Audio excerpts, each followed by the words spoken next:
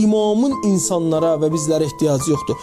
Bizlərin və insanların imama ehtiyacı var. Və sizlər nə qədər də çalışsanız, öz batil sözlərinizlə Allahın nurunu söndürə bilməyəcəksiniz.